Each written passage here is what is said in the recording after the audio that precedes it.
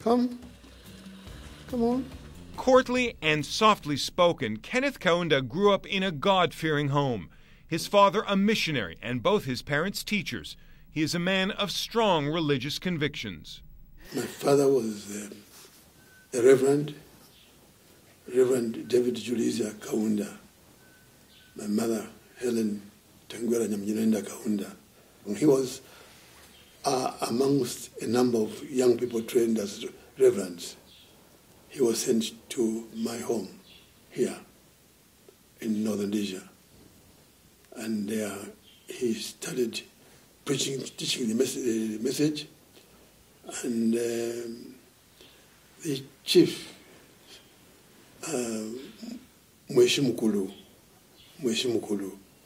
was our ruler there. He liked very much what my father was teaching. So he said, "Hey, young man, you're my brother. Now, I want to go back where you come from, go and get married, bring your wife with you, come and stay here and teach this message, continue to teach this message you're teaching about God." My father obeyed. Those were parents who knew, who loved the people they were working with. They understood what God wanted them to do, and they were doing it in a big way. And I'm grateful again to God that He did that. I was born from that family.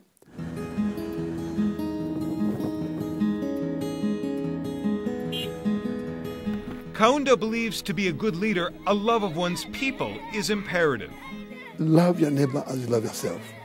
No more message is central. It's more central than that. No message gets to the heart or the bottom of human beings' problems other than this. And if we follow it, I tell you, there will be peace, genuine peace will come. And we can do it. We can do it. Nobody has a right to be in politics if one has no right, has no love for one's people. No right at all. You must have love for the God's people, God's children in your country. It is an idealistic perspective. A happier world to live in would defeat hunger, poverty, because we'll be working together. There will be no exploitation of man by man. We'll be fighting the common problems, poverty, and its offshoots of hunger, ignorance, disease, crime, and indeed exploitation of man by man, regardless of color. Kaunda's faith in God and the power of love is perhaps most powerfully reflected in his own family. He married his wife, Betty Banda, in 1946, and they went on to have 10 children. This is a love song I sang for my wife when I was coaxing her.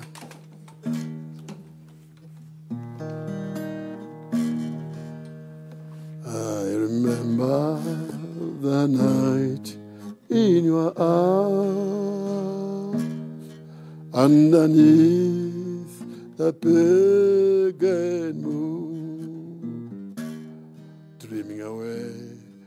Although retired from political life for the past 2 decades, Kenneth Kaunda has not stopped fighting. His major battle now is the fight against HIV/AIDS. 1 in 8 Zambians is HIV positive. In the name of great Africa, we shall fight and conquer AIDS. Old independence songs have been turned into anti-AIDS anthems, and he sings them at every opportunity, often at functions organized by a charity very close to his heart, the Kenneth Kaunda Children of Africa Foundation. In 1986, Kaunda lost his 32-year-old son Masuzio to AIDS. That loss motivated him to help eradicate the disease and its stigma. My own child, one of them died of AIDS, a brilliant boy. He died of AIDS, but that's not the reason why I am fighting AIDS. I'm fighting AIDS because it's a disease that's a killer disease. Destroys the human race in all fields. At one time, we were told there was no AIDS in China, no AIDS in India, what's happened today, it's there in thousands, if not millions. So it's a thing we must fight together.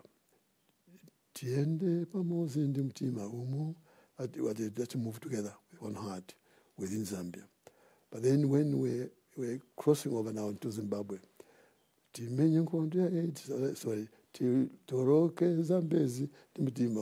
let's cross Zambezi with one heart to go and fight in Zimbabwe.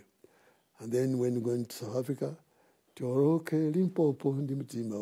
cross Limpopo, one heart, one heart we went on. Now, this time now, we're saying now,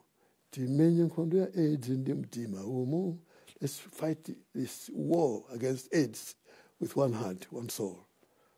And when I sing this, I start singing, people respond wherever we go there, because they have known the song, but now we just change the words. The message is fighting AIDS now instead of fighting for independence, as we did. Coming up, a lifetime in politics and some unlikely partners. Now, how did she become my dancing partner? That's the question.